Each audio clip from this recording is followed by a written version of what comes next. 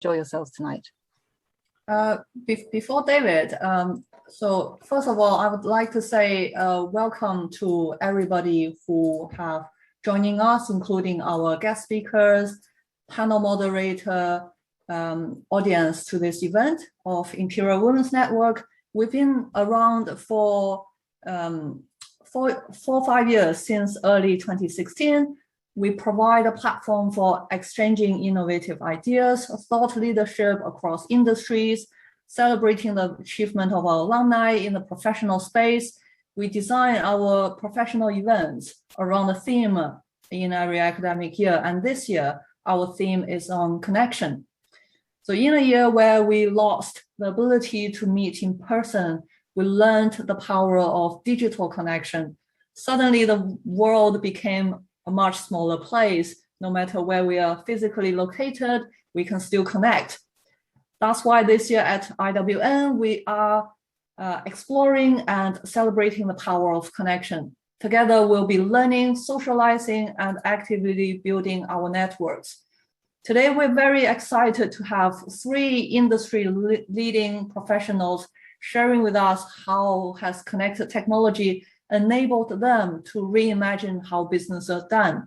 They will then join Professor David Shrier in a panel discussion to discuss how you, as the audience, can embrace changes brought by connected technology.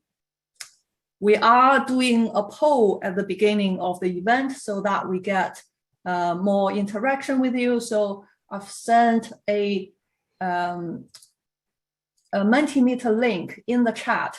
So hopefully you can let us know what level of involvement you have with connected technology, and that can help us with formulating the panel questions. So we want this event to inform you with technology trends that shape the future of many industries, inspire business leaders to start imagining new ways of doing business with opportunity brought by connected technology. And we also inviting many students to this event for the first time because we want to create an opportunity for students to know the relevant skills useful to work in professions relating to this topic. So now, without further ado, I'll pass the time over to Professor David to start the main event. Yeah, and just quickly, it looks like we have the wrong link in the chat. That link takes you to the second Mentimeter that we will be doing later on in the program. So go to menti.com and enter in the code that you can see up at the top of the screen, 11502793, because that should take you to the correct Mentimeter. But we're just interested to sort of get to know who you were before we get started in this conversation. Is that the correct link? Yes. All right, right now, no, we have no responses. So we may move forward because it doesn't look like Mentimeter is cooperating right now. As I like to say, if it were production grade, we wouldn't be doing it in academia. So I'm Professor David Shrier. It's good to meet you. I joined the Imperial faculty in December as a professor of practice. I work within the Center for Digital Transformation. And we spent a lot of time thinking about how digital technologies are changing the world, and in particular, how they're changing your world. And so we're very excited that tonight's discussion will explore a number of different ways in which we are seeing the connectivity that digital enables create all sorts of new ways of dealing with the environment around us, dealing with the ways in which we live, work, and play, and even potentially the ways in which we live healthier lives. Our first speaker is Chris Hussey, who is a subject matter expert in digital twins, 3D virtual reality, and augmented reality. He's on the sales side of the puzzle for Gafon Digital. Chris, take it away. All right, let's see if I can, first of all, welcome to everyone. Let's see. Somebody needs to give me screen sharing capabilities, please. Host disabled participant screen sharing.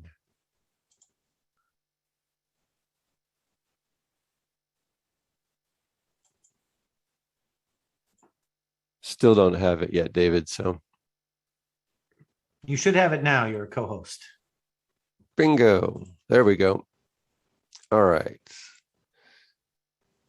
Can everybody see my screen? It looks like an exciting digital twin of a building.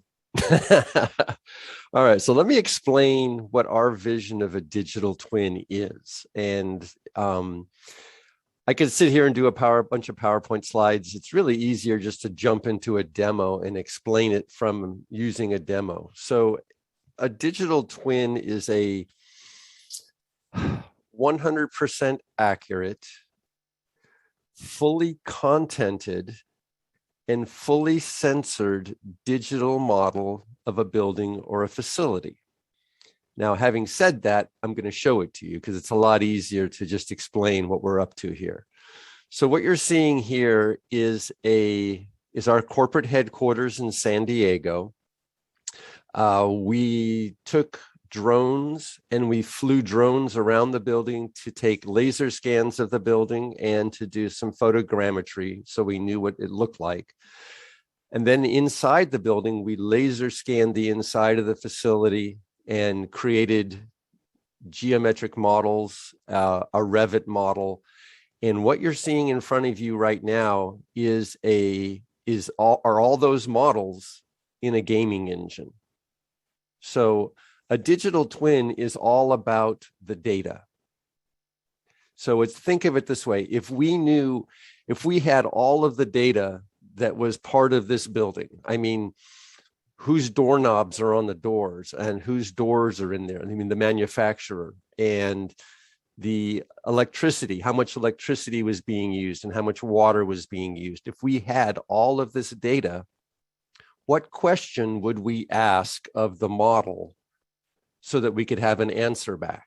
We have clients that are, one of our particular clients, they redo a floor of their building every 7 years. So they want to know that if, they're tracking to see how the employees are using their facilities. Now, this particular client has, the campus up in one of their campuses is 50 buildings. So you can imagine this is a lot of square feet. So here's a question. Let's talk about the parking. This is an easy one.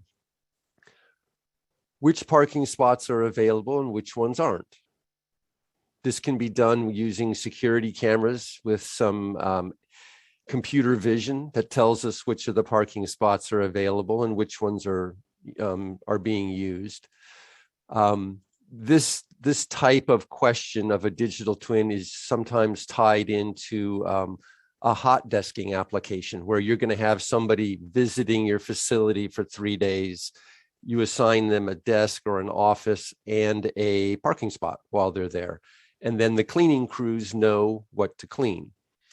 Well, let's just dig into this and show you a little bit more of what I'm getting at. So when I said fully contented, for instance, all of these desks here, these are all steel case desks, chairs, monitors, etc.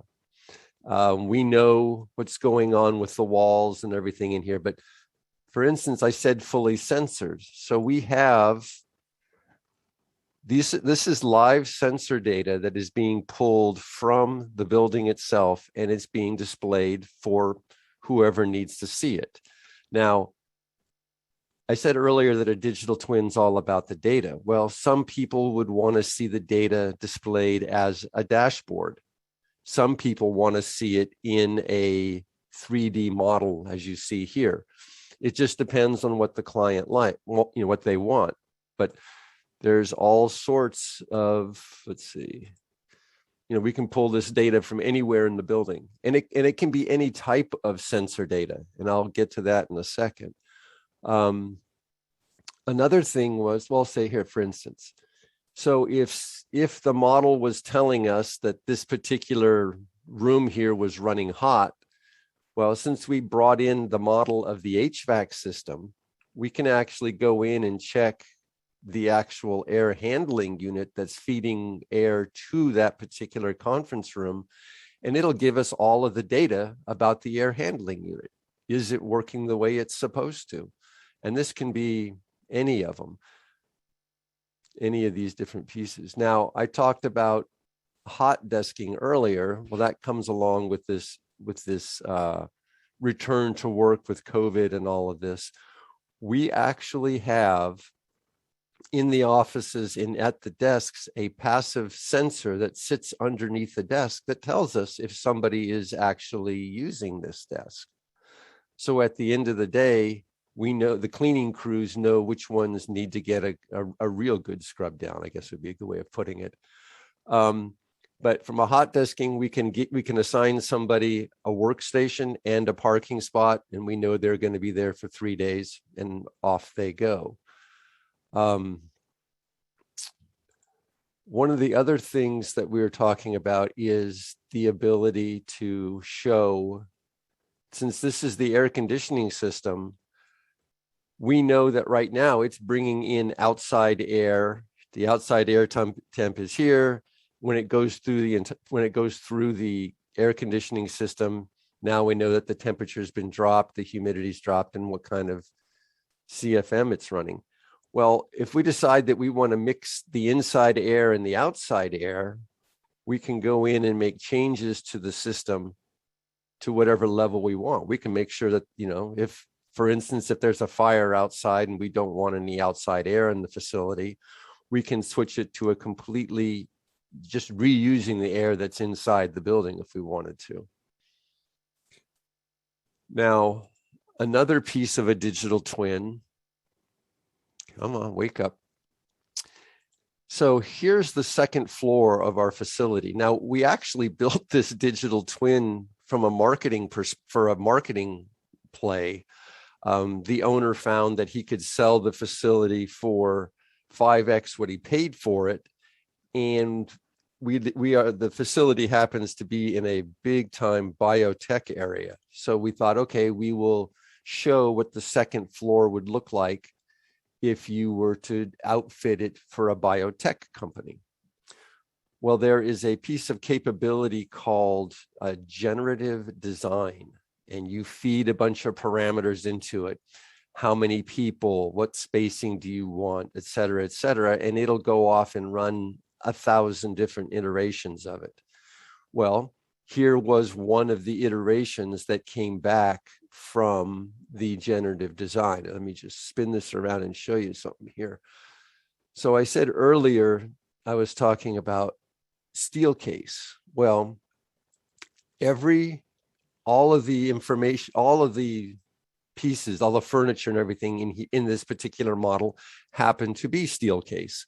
But if we wanted to make a change to that, if we wanted to say, hey, we don't like these chairs, we could click on the chair, pull up a different library, say, for instance, Herman Miller, and say, hey, I like that Herman Miller chair better. And then in 2 mouse clicks, all of a sudden, you're going to change out, well, I don't know, how many chairs are here? 100 chairs, maybe? I don't know. You could in a couple of mouse clicks, change out all the chairs and all the desks for Herman Miller. And then the system would tell you, oh, now that just cost you 3 times more because it happens to be Herman Miller. So these digital twins are very much, it comes down to the use case. What do you want to know about the model? Now, we can actually, there it is. We actually take all of our models and we locate them, we geolocate them in the world. So this model, give this a couple of seconds, it's going to take it a little bit to load here. But the model has been located on a longitude, latitude, and a altitude basis. So X, Y, and Z coordinates. And here it is sitting in what's called Sorrento Valley, north of San Diego, about 15 miles. And with this GIS environment, and I don't have it turned on right now, we know where all of the utilities are. Where's the water? Where's the sewage? Where's the electrical, et cetera, where it comes into the building. And we can actually, it helps us geolocate everything inside the building. So we could actually use the digital twin from a wayfinding perspective. If you think of this as a, if, for instance, if all of this here was a campus and you need to get from building A to building F, what's the best way to get, how to make that work? You could do that in a digital twin. We are doing having a lot of conversations with the US Navy right now. And again, it comes down to what kind of data can a digital twin bring in? So one of the things was, well, let's explain to the Navy that we can show where any of their facilities are or any of their ships are at any given time. So let me see if I can get this right here. Give me a second. I know that Coast is here somewhere. There it is. So for fun, we put a longitude and latitude on a model of a US ship, and we moored it 400 yards off the coast of La Jolla. Now, I'm not so sure that the residents of La Jolla would be very happy if they woke up and saw this sitting off their beach, but hey, it was just to make a point that we can take any type of data and display it. Earlier, I said that we put this in a gaming engine. Well, what that really comes down to is when you do that, this actually becomes a metaverse. You may have heard the term a metaverse from the movie Ready Player One. What we're doing here is a combination of Star Wars, Star Trek, The Matrix, a little Avatar, throw in some Minority Report, and Ready Player One. And this is not new technology. This is all capabilities that exist right now, but we just happen to figure out how to knit all of this stuff together to show, to make it work as a digital twin. And I want to show you a piece, just another level of the detail that one of these models could be at. This was given to us as a laser scan from the Navy. Let's see if I can get inside it. This gets to be a little, it's being, hold on. There we go. And see if it'll turn. There we go. What I'm just trying to show you is the level of detail that these models can be at. These can all be photorealistic, and they're all interactive. I mean, I could walk in here and touch this dresser and it would tell me who made the dresser, when it was installed, and if we had to do some maintenance to it, it would tell us what the maintenance pieces were for all of this.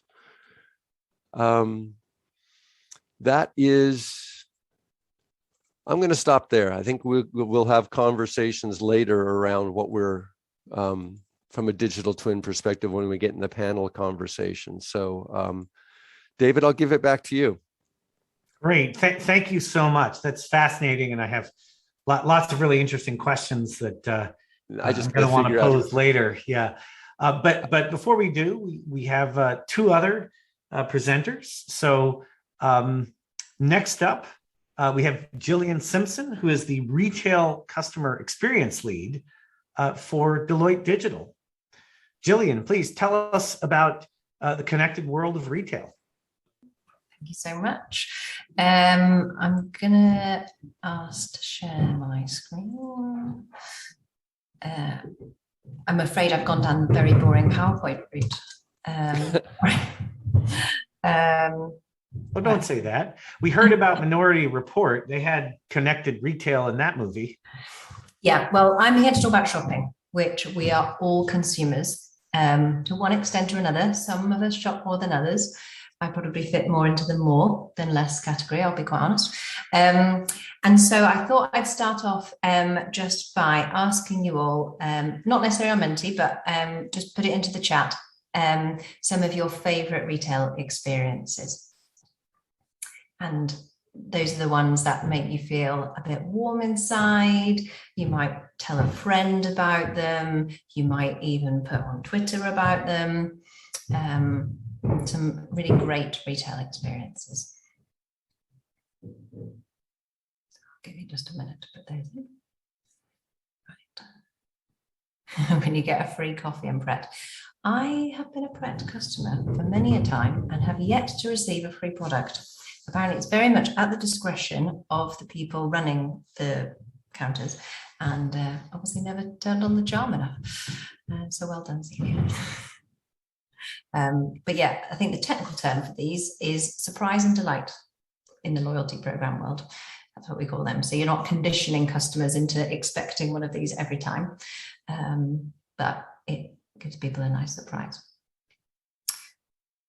Cool. Okay, right. Well, whilst other people are having to think about their exciting experiences, hopefully just having a think about them has made you think about some interesting experiences you've had with retailers. And one of the big things I wanted to talk to you about today was that it's not so easy for retailers to be providing these great experiences. I've just seen a couple of the checkout at Uniqlo. Yes, that is very cool. I have experienced that.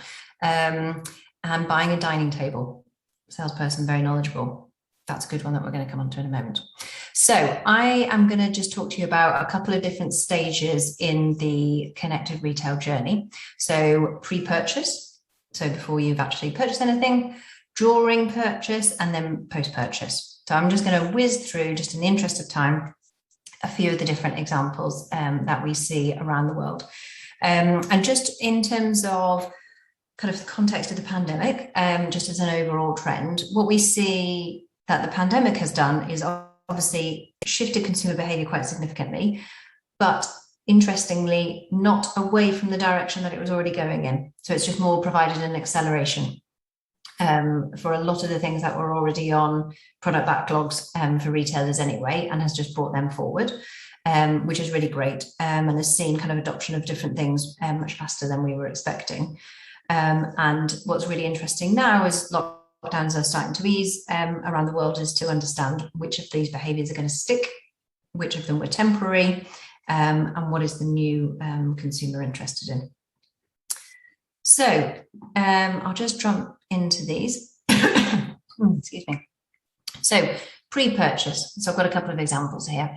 I felt I had to mention advertising because it is everywhere and it is pervasive, and your eyesight and attention span is incredibly valuable to retailers and many organizations, and the effort that goes into finding and buying advertising space for customers that retailers want is an incredibly competitive market.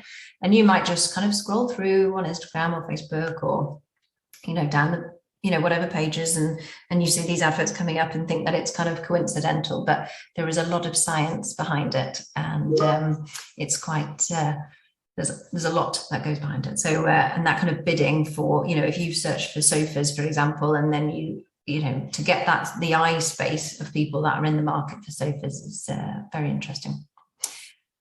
The next one I'm going to come on to is virtual shopping. So this was one that's really been accelerated through the pandemic. As you can imagine, stores had to close. And so a lot of retailers jumped onto virtual shopping. And by that, I mean anything on the spectrum from you're on a Zoom call with a shop assistant who's walking around the store with their mobile phone and then emails you afterwards with the products that you've looked at. If that's the most basic end of virtual shopping, all the way through to a augmented reality, just, like we've just seen, of a store designed, and you've got, your own avatar, a store avatar, talking you through different products and things. So there's a really big maturity curve there.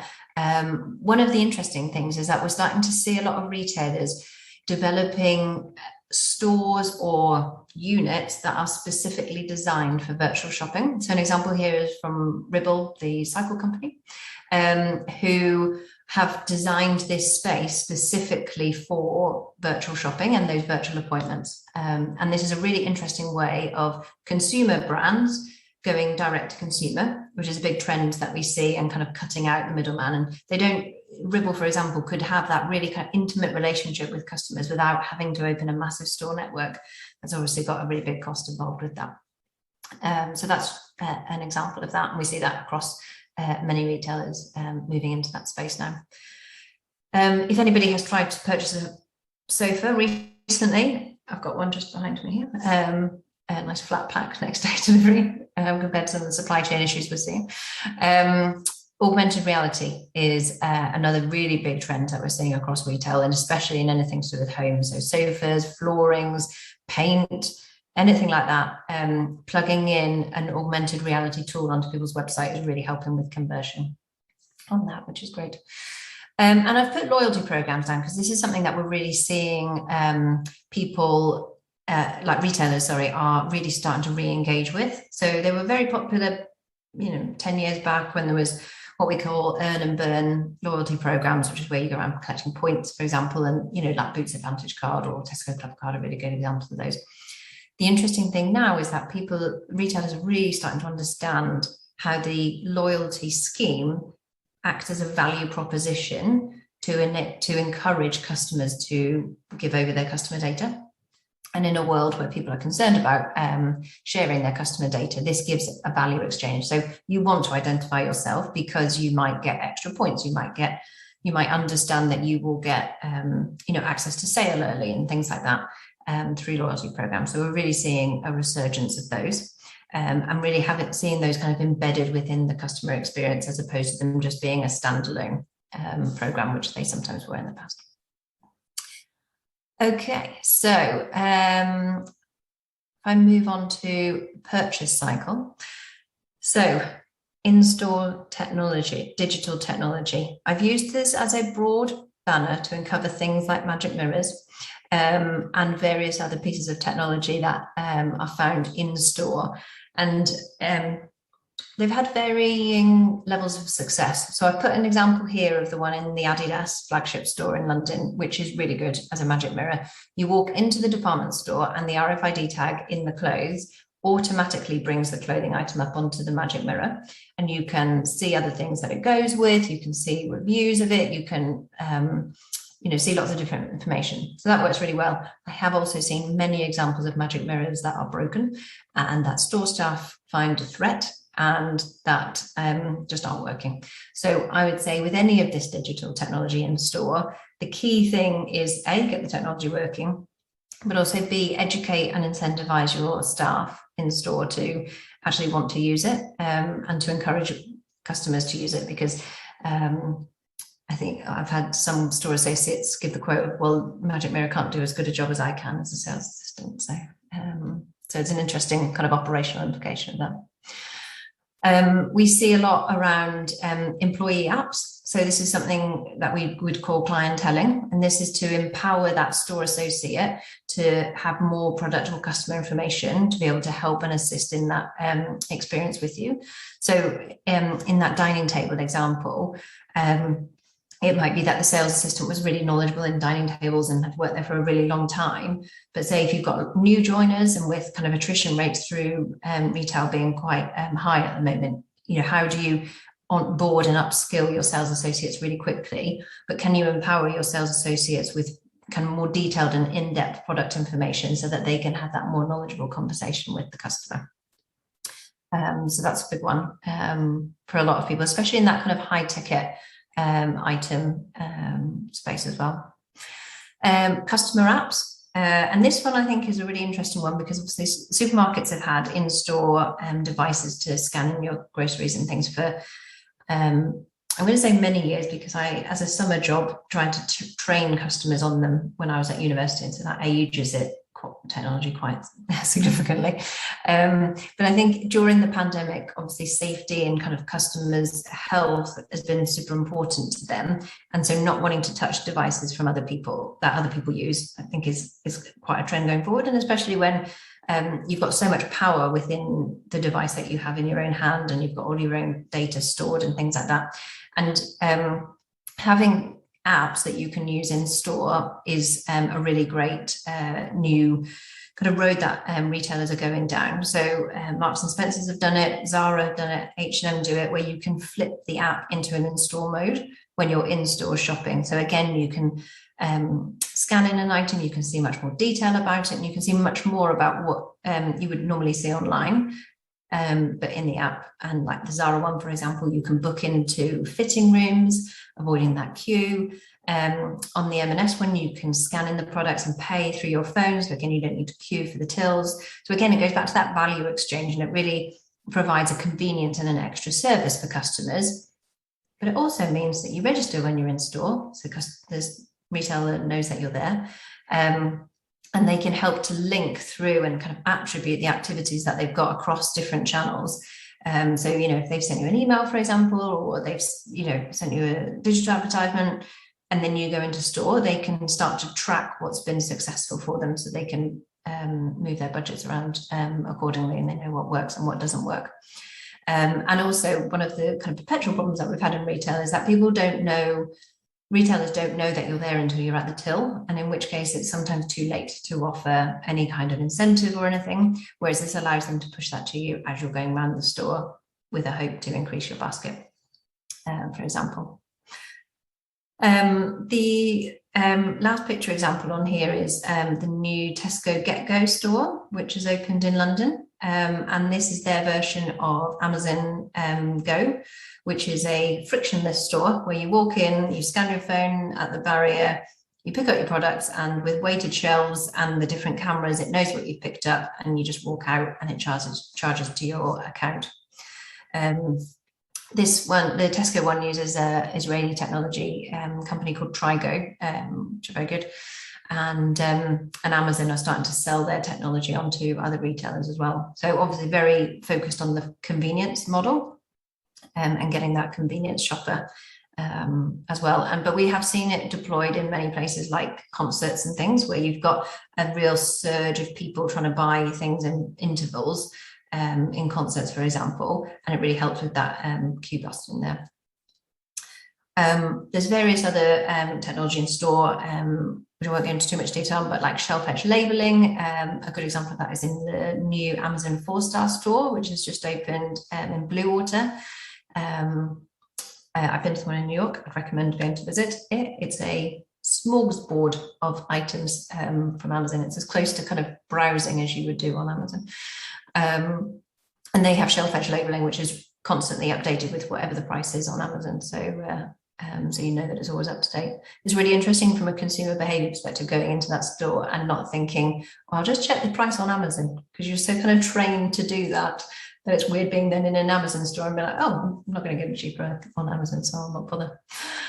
And then one of the big things that goes across all of these is in-store connectivity. And whilst we are in 2021, there are a lot of stores where you can't get 4G, 5G, any kind of wireless in the store. And so there's a lot of retailers that are having to heavily invest in making sure that there aren't black spots around their stores to enable technology like this.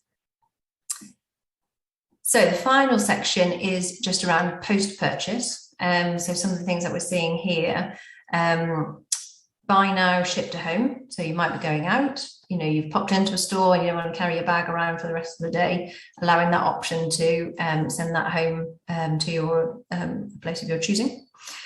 I've called this one modern customer service, which is maybe a nicer name than kind of asynchronous messaging. But being able to contact retailers and have a response in the same way that you would on WhatsApp or iMessage, and having that asynchronous time so that you can contact and have a constant conversation with a retailer, but not at a time that's convenient to you. So moving away from that live chat where you have to have the web page open and see if they respond, and you know, you can't move off and things like that. Subscription services is another interesting one, like how many of the products we buy are going to be moving to subscription services over time. And so like for commodity products, for example, and so that we're only spending our time going out and shopping for things that excite and engage us. And then the final one is Metaverse, which I believe is the second time this has been mentioned tonight already. But this trend around people buying things and not actually receiving them, because you never receive a physical product, but you get a thing that you might put on your character in a gaming scenario, which is quite a big thing for some people to get their head around. Why would people pay for something that they're not going to receive? But it's a big trend that we're seeing, especially with the Far East customer in gaming and the luxury market as well. So those are various different technologies that are around in retail across the different kind of purchase cycle. But as I said at the beginning, there's a lot that retailers need to do in order to underpin this. So there's a lot of different enablers that they need. They need a lot of product data, customer data, they need this connectivity in stores, and they need the hardware pumped out to their store associates. And in retail, whenever you start to need to enable store associates, that brings the price up of a project quite considerably. Connected channels, so your email channel connected to your website, connected to your contact center, connected to social. Again, that is hard plumbing that retailers need to do. Having an organization that isn't a digital organization and an in-store organization, which unfortunately a lot of retailers are still in that position and needing to do a lot of work to bring the teams together. Integration and a flexible architecture, modern order management solution, and just continuous testing with customers and releasing things as MVPs to see what works and what resonates with customers as well. So there's a lot that needs to be done, and it's a really big challenge for retailers at the moment to have to try and get on top of all of that, and not forgetting something exciting and interesting and engaging, and that serves a purpose for customers as well, because retail is a real part of people's psyche, and it's interesting that people go back out to the shops now after lockdown and realise that it is a pleasurable activity that they enjoy doing. So that is connected retail. So I'll hand back over to you. Thank you so much, Jill. That's fantastic, and look forward to continuing the conversation a little bit later. Finally, for our last kind of plenary speech, I thought we would turn our attention to the world of health. Dr.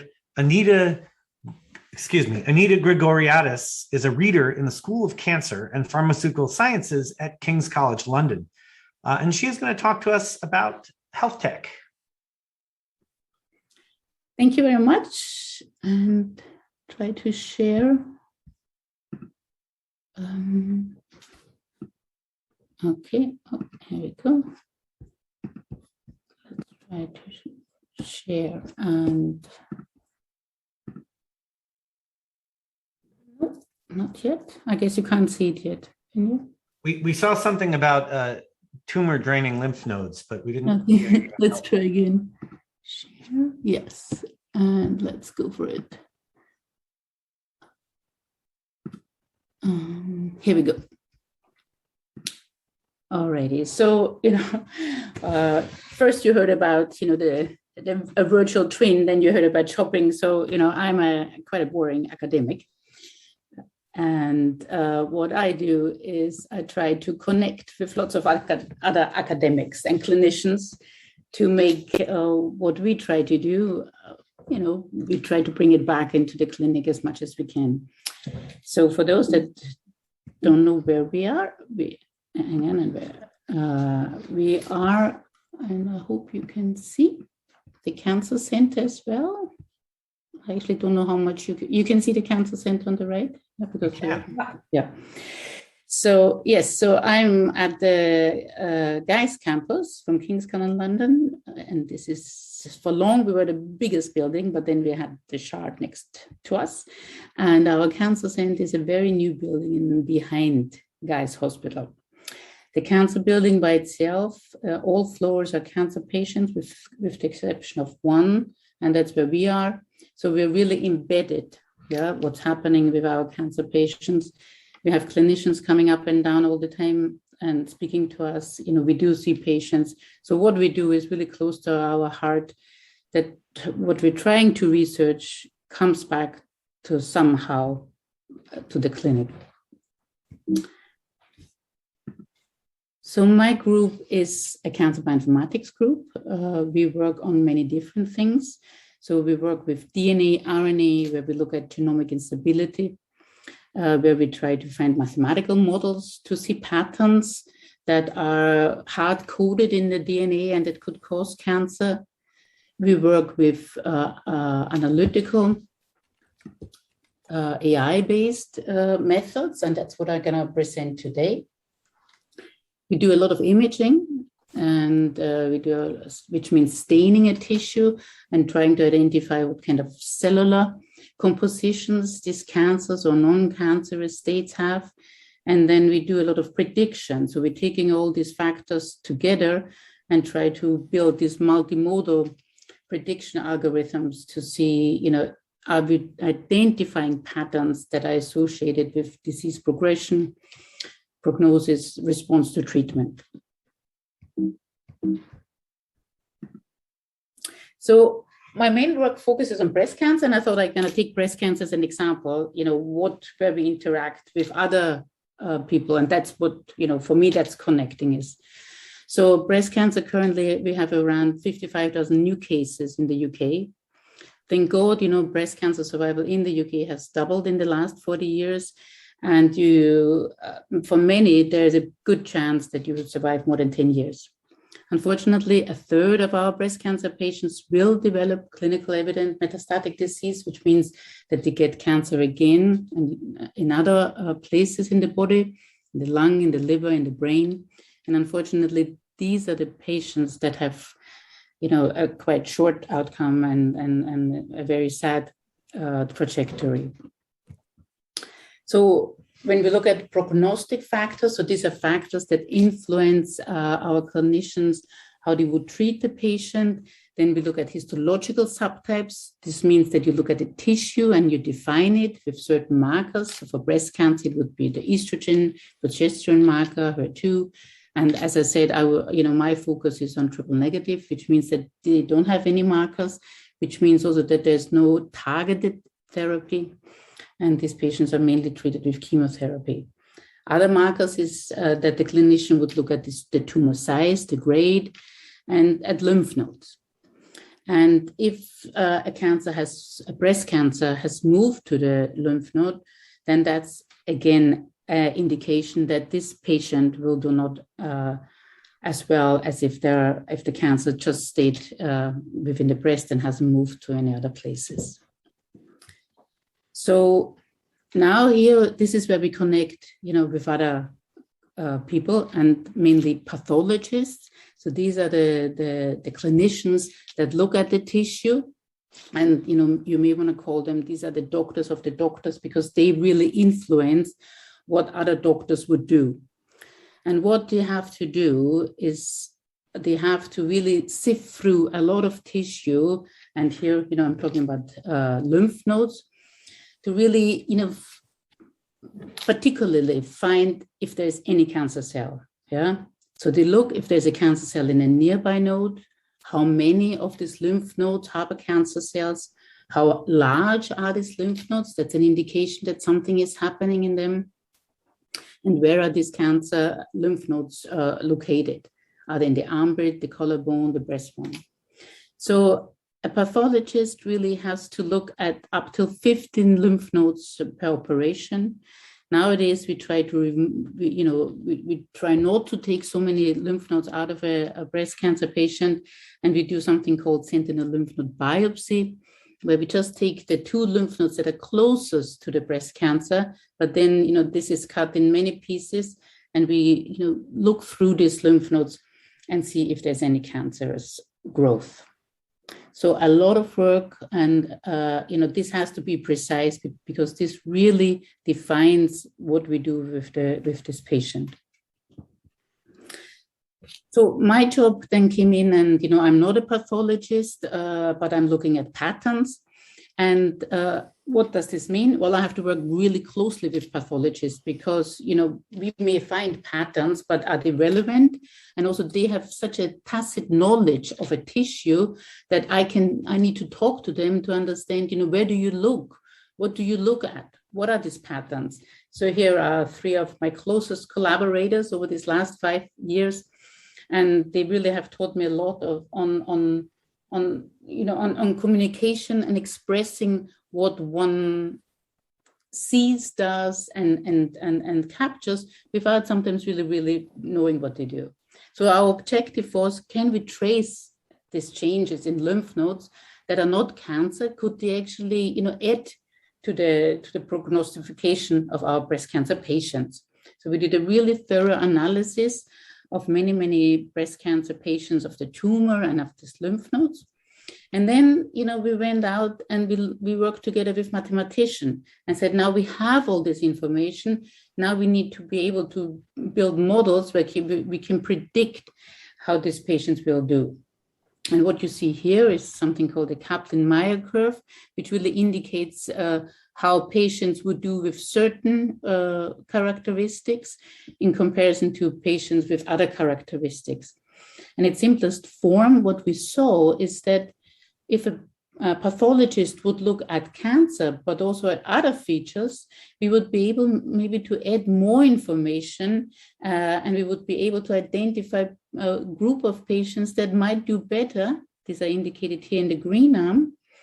If they have some features in the lymph nodes, which we call germinal center, but that's not so relevant. But basically, what we were able to do with our mathematical analysis and with our pathologist, we were able to identify new features that we think can add to the disease, the prediction how this disease will develop in breast cancer patients. So why is this important? And now, who would we tell this? Well, of course, we as a researcher, we talk about this. How can this be? What could these changes in these nearby lymph nodes, what would that mean? But we also can now reach out to companies that have certain drugs that can induce, maybe these changes, or they can inhibit these changes. And this is just a schematic, picture how a lymph node and a breast tumor would talk to each other. And in a way, what we have is a readout. We found, a biomarker, which is this formation in the lymph node called germinal center. And here you see this picture at the bottom. And these are these big blobs in lymph nodes where lots of antibodies are produced. So we were able to find these blobs in these patients that did overall better, and maybe giving us a hint that it's actually the immune system of these patients that might somehow react better or be able to fight better the cancer than if you don't find these blobs, these germinal centers in your lymph nodes. So the way, really we were able to do so is that pathologists, looked through many lymph nodes and measured things and counted things and recorded things manually. Yeah. And I was very fortunate to have a very dedicated pathologist with me over this lockdown period. And she looked at 3,000 lymph nodes and she did these measurements and wrote them down. And she said she could do around 30 to 40 lymph nodes a day. Of course, this is not sustainable. And no, I would never, ever find a pathologist again who would do this for us. And, we wouldn't want, to do this in the future. But here now, this really comes in where we again connect and we can find ways where we maybe can do this in an automatic way. So this would really support the pathologist. We can also do then quantitative and qualitative assessment. And if we can digitize this data, we could share not only our way of looking at it, but also the pathologists could share and could see how they would agree. And this is now really where technology is meeting clinical work and where we are fitting in. So traditional pathologists, as you saw, you take a tissue, you put the tissue on a slide, you stain it, the pathologist would look at it through the microscope and then would make a report. What we can do now and what we're doing, we now taking this stained tissue and we scan it. And the scans, depending how deep you scan, really provides a very, fine, gives us a really detailed picture back of what this tissue is composed of. This not only helps the pathologist to do, image analysis with a scanned image, and as I said, these pathologists can now share this information, but it lets us, as researchers now to intervene, and we can work on, different AI-based approaches, machine learning, deep learning. We can do research, but we can also work with software companies that are very interested to, to build their own algorithms and try to put this in, so that in the long run, where we want to be is that, where we have this workflow of digital pathology and scanned images, we can feed in maybe some new approaches that that help the pathologist to make an accurate diagnosis. And, this is really now, exploding in these last 3 years. And I just looked in this last month, what the kind of companies, have produced FDA approved software. Page, for example, Page AI product, and FDA approved detection for prostate cancer. And just a couple of days ago, Banakai found an AI method to capture specific markers, as I mentioned in the beginning, estrogen, progesterone, and HER2 markers, and things that can add to the diagnosis for breast cancer. What we have done, so we are working very closely with a collaborator. She's the head of the biobank, Cheryl Gillette, and with her we were able to scan in retrospectively already more than 2,000 whole slide images of lymph nodes, which comprises 6,000 lymph node sections. And what we're trying to do is that we capture these slides, these lymph nodes on slides. We can do cancer detection. We work with software companies. We can then build our own deep learning methods, and then we can quantify them. And now we can even, expand our question, not only to say, is there a blob there, this germinal center? No, we can also say, how many are there? How does the shape look like? How does the area that it's captured in the lymph node? And, what other features are in there? So we can bring all this back into our prediction models to see, by fine tuning and capturing other methods now, is this important? And can we, add some new features for our prognostication?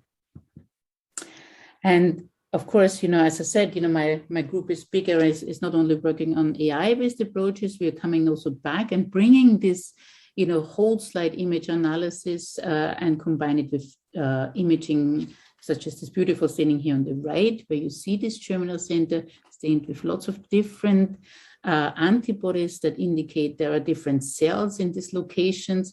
And by building this up and working with pathologists, oncologists, mathematician, biobanking, IT from our hospitals, and IT, from our research side, we really hope that we can contribute probably very little, but making this a really big picture that we can connect, and our analytical approaches come back to healthcare. So, and last, I want to advertise what I think is a really nice way to connect to the public. It's called the Zooniverse, and maybe some of you have heard, but we put our project on a Zooniverse platform. This is where anybody can try to find these blobs in lymph nodes. So if you want to contribute, have a look at this website. You may also try to see if you can find these blobs, germinal centers in lymph nodes. What we will do then, we take this analysis that the public now can add and bring it into our AI approaches to see how good are pathologists, how good are our AI methods, and how good is the public to identify these features in lymph nodes, which we think are very important and informative for our breast cancer patients. And then lastly, of course, we have a big group, and we couldn't, I could not do this alone. So we're all working together. We're working together internationally with many of our colleagues are in Mumbai at the IIT in Tianjin. This was our postdoc who did this tremendous work with the Peter McCullen in Australia, with the Francis Crick, and ICR Kings. We all work together. Greg, I just want to mention, he's maybe even listening. So he's driving all this, and he's a really good computational scientist who is able to speak to the clinician, the pathologists, to the bioinformatician, and to the public, and can explain it really well what we're doing. So thank you very much. Great, thank you so much. So we really like to make these things interactive. So what we're going to do right now is we're going to go into breakout groups. And, it's been exciting to hear from the speakers about what they think are compelling use cases for connected technology. What we're going to do now is hear what you think. So we're going to do a 5 to 7 minute breakout exercise just to brighten up your brains, because it is getting a little late here in the UK, before we open up our panel discussion. So we're going to assign you to a breakout room, and which you'll get prompted for. If we can look in the chat right now, we should have the Menti link. Okay, so copy that Menti link and paste it into your browser, because at the end of your breakout discussion, you're going to enter your conclusions of what you think the most exciting area, the most compelling area, the biggest opportunity that you see for connected technology. So take 5 minutes, talk in your group, and then we should have groups of about 3 or 4. And then please come to some consensus, some point of view in your group as to what you think the biggest opportunity is in connected tech. And then type it into the Menti, okay? So let's start up the breakout groups.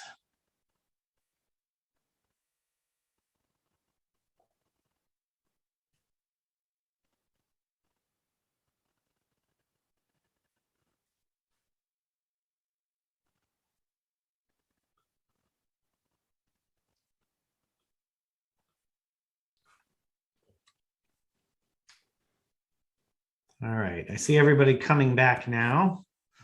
Good, good. I'm going to post the Menti again just so we have it in the chat. All right, so let's see what has happened. Aha, okay. So what's interesting here, all right, it's still converging, but we're seeing that communication and construction, while, how do we say this? While strong, while something that people feel is a major area of opportunity, we did not get a lot of convergence. There were a lot of different ideas that had almost equal weighting, ranging from farming to product design to global outreach to productivity. I have to say I'm kind of inclined to agree. Right? So by that, I mean, we are still relatively early in the adoption cycle of connected technologies. And so on the one hand, you could say it's anyone's guess as to where it'll go. And on the other hand, you could say, there's $1 trillion of tech investing every year, and connected technology is at the heart of that. So it's sort of happening everywhere. And so with that, I'm going to now start posing questions to our panelists. I will invite you, if you have a question, please feel free to pop it into the chat, and we will pick it up as we go. So we're going to quickly go down sort of lightning style and look for a brief soundbite from each panelist as I ask them each a question, and then we'll ask some sort of questions for the group. So Chris, what is the most interesting digital twin project that you're working on right now? Oh, man. Pick one. A resort hotel, and so from a digital twin, the real winner, and I didn't even say this, and I should have, I'm sorry, I missed it, is here's your opportunity. Well, no, it's the facilities and maintenance side of the building. So we specialize in buildings and facilities. So our owners have I've got one of my owners has 56 million square feet of real estate that they have to deal with. And another one was saying, we have a leak in one of our hotel rooms. The ceiling tile is wet in room 710. How do we find the valve to turn it off?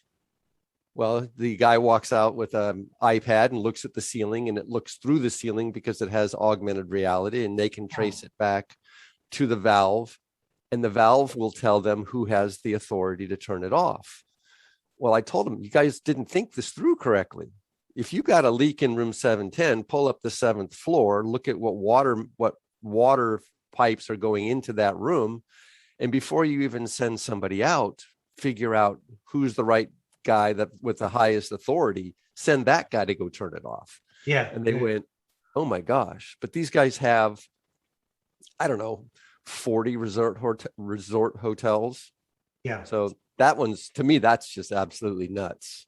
But well, and what you're speaking to is the need for people to change behavior around these connected technologies to see how they work. And that'll sort of bring me to my question to Jill. So you shared the Tesco Go example, right, of this sort of grab and go retail. How easily do you think people will adapt to this kind of radical way of shopping where there are no cashiers? You just take stuff off the shelves and run out of the store and they bill you, right? I heard an anecdote, and I can't confirm how true this is, but when there were people that were trialing a similar technology, more that you had to use it on your own phone, but they had to put a QR code next to the door for them to go and press on. And it was entirely for a consumer behavior thing. Maybe this is an English thing, I don't know, but people needed to go and be seen, like, look, I'm going to do this. I paid before walking out because they were so terrified about being stopped. So it wasn't required from a technical perspective or anything like that, but it was just had to feel like they were doing something. Yeah, to feel it's okay. I've paid for this. I can walk out because it's so ingrained in you to go to the till before you walk out. Yeah, I read somewhere that the door close buttons on the elevator, most elevators don't actually do anything. People just want to feel like they're pressing a button. So Anita, in the world of health and biomedical research, what would you say is the biggest opportunity area that would help sort of accelerate progress with connected biomedical research? What's the pain point that the people are working to solve?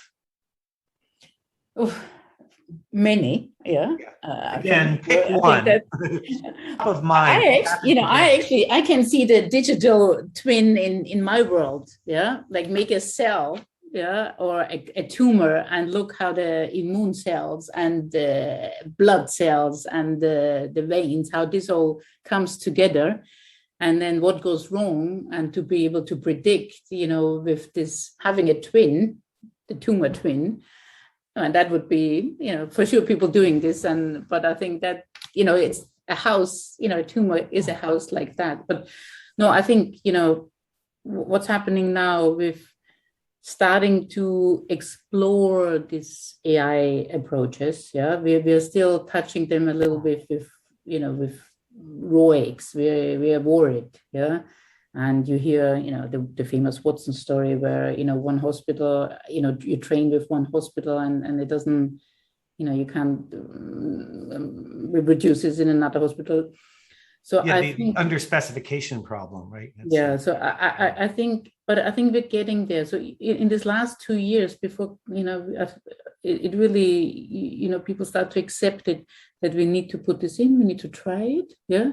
And it will be on many, from robots. And that's, the robotic, technology in surgeries, for example. Yeah. Telemedicine. So don't forget, there are many places in the world where we cannot, there's nobody there. Yeah. So, but then if we can, if we could, Skype in, Teams in, or whatever, that will be fantastic. Yeah. And that actually sort of brings me to a question that I'll sort of open up to the other panelists as well, which is, AI has this amazing ability to enhance connected technology. So how do you see AI playing out in the connected world over the next 3 to 5 years? And then this is for Jill and Chris as well.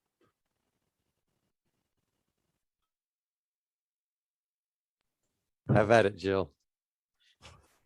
I think that it's interesting to think about what is possible versus the rest of the operations that need to go alongside it. As in, what I find is that AI can do many, many things, but actually organizations find it really hard to keep up with it in terms of the maintenance that's required of all the different models and the kind of maturity of operating the models going forward and training them and embedding models into business as usual. And I think that is where the challenge is in AI at the moment, as opposed to what it can actually do. I think the technical capabilities far outstrip human and organizational abilities to be able to handle it. Yeah, Chris, you have anything to add there? Yeah. Well, in our realm, it's rather interesting in that, we're using AI to, so as one of our facilities is being built, we actually laser scan it, say once a week. And we're comparing the laser scans to the original model to make sure there's no mistakes. But we're also comparing it to the past laser scan to figure out how much work has been done and how to pay the subcontractors. So, but again, it comes down to training the AI to do what you want it to do. And it's different for everybody. AI for a self-driving car is very different than AI for, on a construction site. So we've all got our work cut out for us in the different, in the different areas where we play. Well, let me ask a little of let me mix it up a little bit, shall we say. So connected technology can let us do lots of amazing things, but at the same time, particularly with respect to privacy, connected technologies could lead to dystopia, right? So retail shopping data could tell everybody that we went up a size, or notoriously Target discovered a teenage girl was pregnant before her parents did and sent her a pregnancy catalog. Oops. Connected technology could track how often we use the bathroom at work and for how long, and then tell our boss or reveal medical conditions to our employers or peers. So how do we solve for privacy in the connected world? And don't say GDPR. I don't even know what that is, but no, I get where you're coming from, because that's one of the issues we have. Some of our clients are publicly traded, companies, and they anonymize the data down to a person inside the facility. But then other clients are the military side, and they can track. The people know if they scan their card in when they walk into the building, they could actually be an avatar walking through the building, and they know exactly who it is and what all about that person that HR has given them access to. So yeah, it's a bit of a sticky wicket. I think that's the right term. Anyone else want to jump in on this? We call this the conundrum between cool and creepy. And it's a really fine line, and for different people the line is in different places, and I think that's also one of the challenges, that there's no one size fits all for all consumers or people. I think the answer is in giving people transparency with what you're doing with the data, and giving them options to allow people to share what they want, and also to be able to take that data back as and when they wish. But I think if you can create, as I said, like a compelling proposition as to why customers want to share their data with you, then they'll want to. But I think there needs to be an inherent trust in the organization that it will handle it properly. But that's where you see a lot of platforms, I think, like say PayPal or Klarna or Shopify, for example, where you can store your details, be their customer data details or payment details, on a platform that you trust, and not with ad hoc smaller retailers, for example, that you might not trust their security provisions. I think those are quite interesting, and the whole concept of customers owning their own data and having kind of a universal profile that they can share. Yeah. Well, and let's sort of wrap up on a hopeful or optimistic note. And so I'm going to ask all three of the panelists to one at a time weigh in very briefly with what do you see as the greatest benefit that connected technology can deliver to society?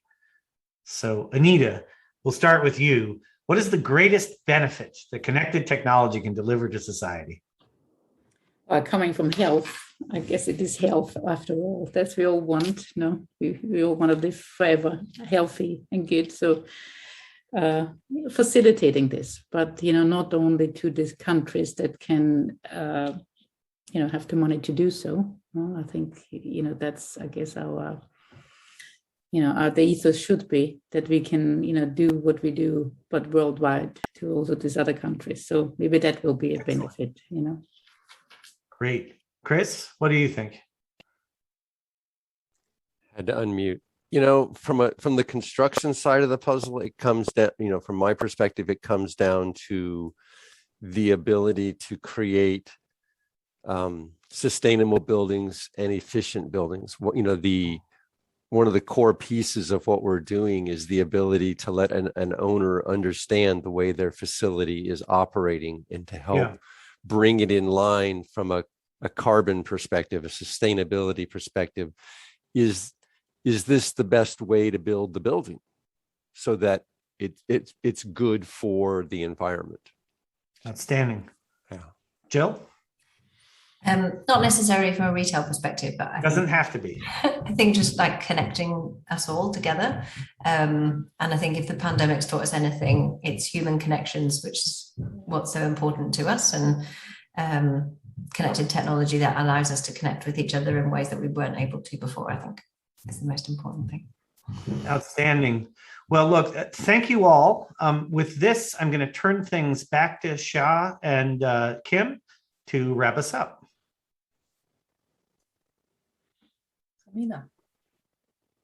Actually, it is me who I'm wrapping up. Thank you. Sorry about that. That's okay. It's okay. Okay. So thank you very much for coming today. We had a very nice and exciting evening, getting to know more about connected technology and what we can do with it. So, to summarize, it was very important to know how connected technology works for the purpose of architecture, engineering, and even the fact that we can actually use for the purpose of localization of a particular building. So that is a very positive thing to think. It's very nice to see how connected technology helps us in the pre and post sales retail activity and what it is expected from us, but also what the retailers want to give us. And of course, needless is to say that health is absolutely critical in terms of connected technology. And what is really more important for scientists, including myself being one of them, is the fact that we have to consider the collection of data. Data collection for scientists is absolutely critical because we have to be very, very specific in terms of how we collect data. At the end of the day, whatever we do is going to be benefiting the health of another individual.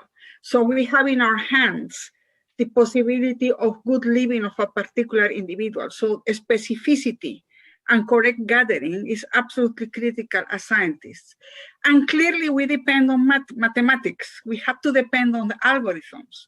And as Chris and all the panelists indicated, it is based very much on the type of algorithms that we use. But overall, what we really need to consider is that whatever we do with connected technology has to be for the well-being of humankind, for progression, to see something positive. And it's clearly up to all of us as professionals and members of the public to make sure that we always move into the positive, and whatever deleterious effects might be from connected technology, we have to react and make sure that we make this positive. So thank you very much to all of you. Thank you very much to the panelists. And just as a side thing of what we do at the Imperial College Women's Network is that we have 3 particular events, being this one, the first one in the academic year, but distributed between these events, we also have social events. And in this case, we're going to have one of networking. Why? Because we want to integrate all different members of the community, the Imperial community, but also to integrate them together with the outside world in such a way that we enrich the community and also we enrich ourselves as women, but overall as people. So you are very much invited to the next networking event, which is going to be a social event, which is going to be held in November. We are hoping that it might be the possibility of maybe a face-to-face one, but for sure we will have one which is virtual. So thank you very much again to all of you for participating in more ways than one. Thank you. Shad, do you want to say something? Thank you, everyone. We will send the next event info through email, or we'll do advertisement on our website as well. Any final words from our speakers, audience? Just thank you. It's been fun.